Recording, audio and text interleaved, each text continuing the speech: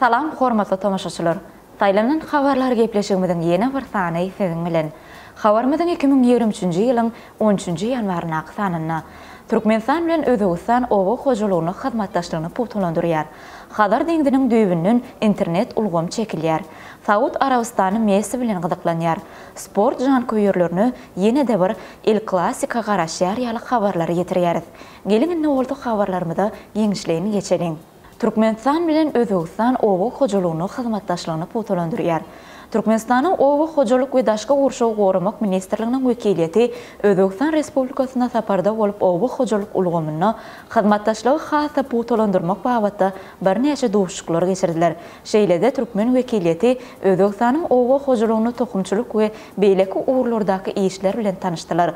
Özbegistanyň owa hojalyk ministrliginiň habar bermegine görä, Türkmen tarapy Özbegistana ösürilip ýetişdirilýän paýtanyň has irki hemde inçe süýümli sortlary bilen gyzyklandylar. Şeýlede şol sortlary Türkmenistanyň şertlerini ösürip ýetişdirmek babatda pikir alýşdylar.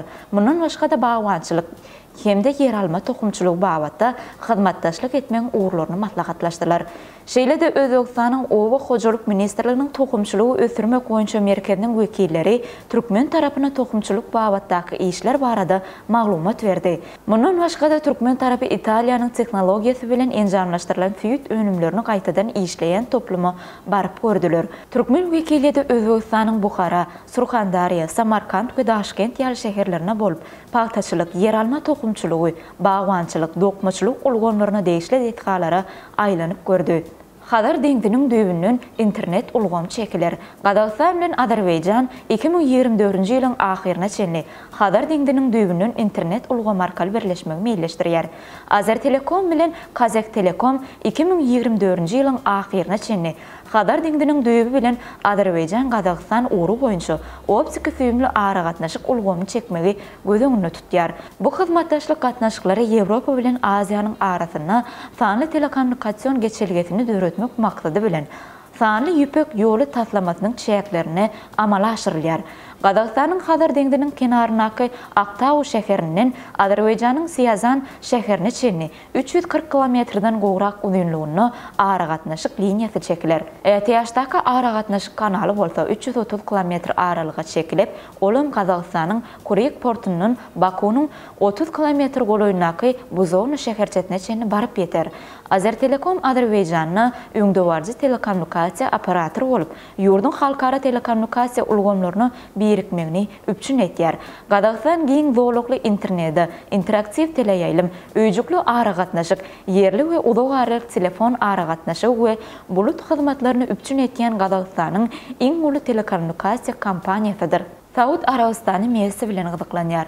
Saud Arabistanyň Al Hilal topory Argentinanyň ýyldy Fransiýanyň PSG toporunyň hüjümçisi Lionel Messi bilen gyzyklanma bildirýär we oňa ýyllyk 330 milyon eurodan az bolmadyk möçürde şertnama hödürlemege taýýardygyny ma'lum etýär. Bu barada İspan gazetleri habar berýär. Ma'lum bolşýar odolum habar berişmede görä, Saud Arabistanyň Al Nassr topory 2025-nji ýyla çenli altyn pökö bayragyny 5 gedek gadanan Portugal ýyldy Cristiano Ronaldo bilen şertnama baglaşypdy. Ol şertnamanyň möçüri 200 milyon euro barabardyr. Başga bir Saud topory Portugal futbolçusynyň şertnamasyndan has ýokary möçürde şertnama bilen Messi'ni satyn almagy göz öňünde tutýar. Neşiriň habar berilmegine görä, Messi'niň topory çağırylmagyna Saud Arabistanyň hökümeti hem gyzyklanma bildirýär.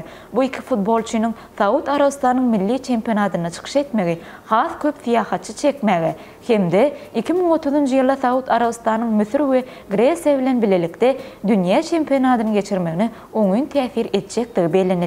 Messi 35 ýaşynda we 2021-nji ýylyň topundan bäri PSG toporunyň düzümine çykyş etýär. 2003-2021-nji ýyllar aralygyna Barcelona toporunyna çykyş eden Messi 7 gedek altyn pökö bayragynyň eýesi we Katarda geçirilen dünýä çempionatynyň çempionudur. Sport jankoýerlerini ýene-de bir El Clasico garaşýar. Dünyanın ehli kuncuğundaki futbol jankoyurları El Clasico'nun nemediğini bilyendir.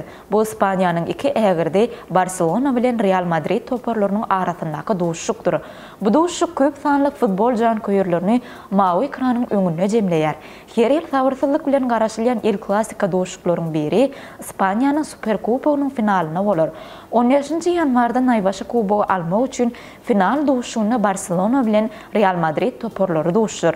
Barcelona topary finala çykmak üçin Betis toparyň esasy wagty 2-2 tamamlanan duşukda 10 metrlik jerime uruglary arkaly ýeňdi. İspanya'nın Superkupogynyň duşuklary Saud Arabistanyna geçirilýär. Barcelona toparynyň ýarym gorawçysy Sergio Busquets 700-nji duşugyny oýnady. Ol bu ýerközji oýunçy Lionel Messi we häzirki wagtda toparyň tälimçisi Xavi'den soňra 3-nji futbolçy boldy. Final duşugyň beýleki topary Real Madrid kim finala çykmak üçin Valencia toparynyň üstün geldi. Bu duşugyň hem esasy wagty bir hasabyna tamamlandy. 10 metrlik jerime uruglarynyň ýeňiş gazanyp finala çykdy. İspanya'nın Superkubogy uğrundaky ýarış 1982-nji ýyldan beri geçirilýär. 2019-2020 mövsümden beri bu ýarış mini ýarış kökmünde geçirilip, oňa 4 topar gatnaşdyrylýar. Final duşu 15-nji ýanwarda Paşa Fahd adyndaky halkara stadionda geçirilir. Barcelona topary 13 gedek bu kubogy gazanan bolsa, Real Madrid 12 gedek naýbaşy kubogyň eýesi boldy.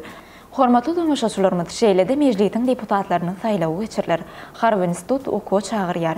Ýürütürüşleriň harby mekteplere okuwa kabul edilýär. Az kökürtli ýanyç mazudy uly eslege eýe boldy. Türkmenistanyň Zenan futbolçylary täze ýarışlara taýýarlanýar ýarly habarlary Atawatan Türkmenistan.com internet saýtynyň okap bilersiňiz. Hormatly tamaşaçylarymyz, bugünkü saýlanan habarlar gepleşigimizde size ýetirmekden habarlarymyz şulardan ibarat. Gepleşiklerimiziň innik sanlaryny diýdarlaşýançak hoş sag bolun.